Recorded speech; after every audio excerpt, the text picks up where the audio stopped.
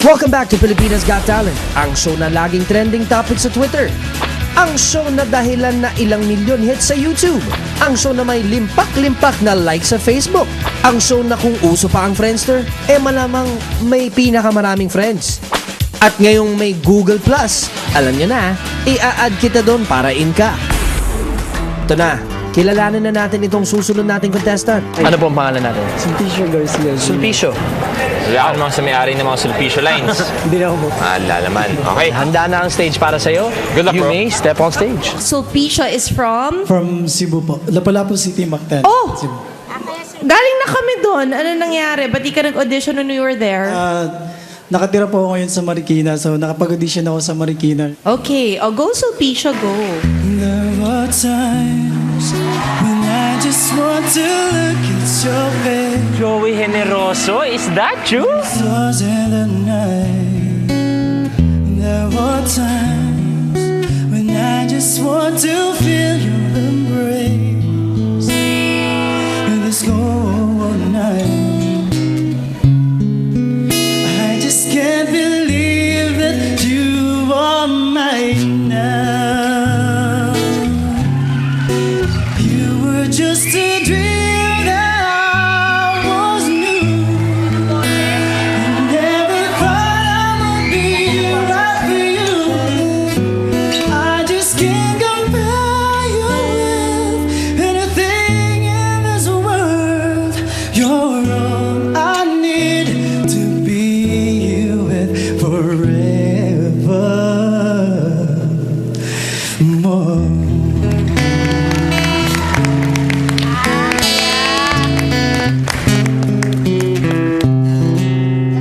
Ang linis mong kumanta, plakado ang boses mo, masarap kang pakinggan. Thank you po. Ang charming mo at saka ang galing mong kumanta. Thank you po. I like your voice, Thank and you. I think you're incredible. Yeah. Thank you. For me, it's a big yes. Thank Ako you, sir. rin, yes. It's also a yes for me. O Sulpicio, sana lang naitanong namin ang nickname mo, haba ng pangalan mo eh. Okay, next.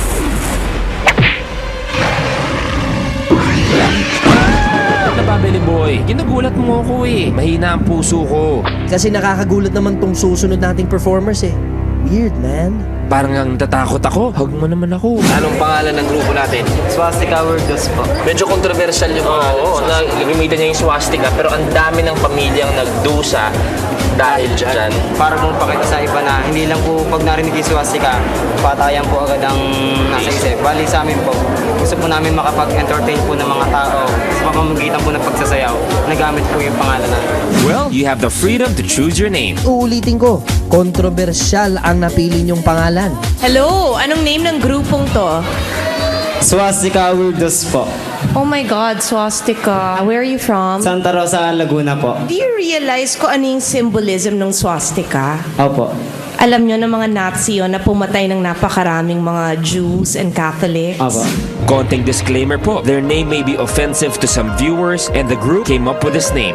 Any connotation that goes with it does not in any way represent nor reflect PGT and ABS-CBN's views.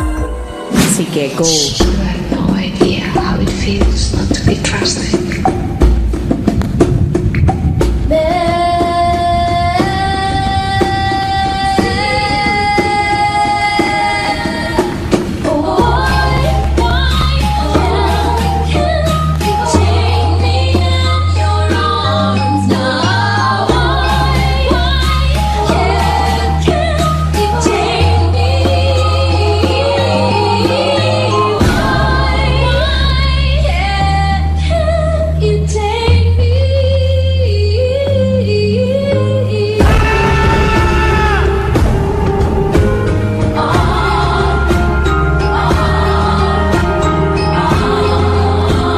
Medyo weird nga talaga.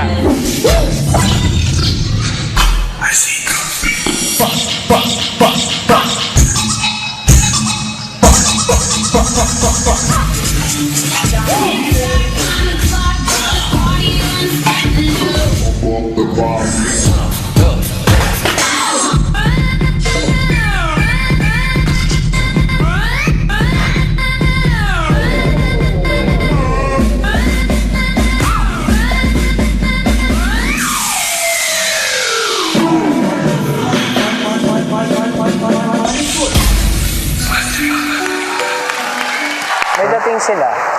Kakaiba. Maganda yung mix ng music. Costumes are very nice. And movements, dating na cultured. Thank you po. Unique yung style nung sayaw nyo.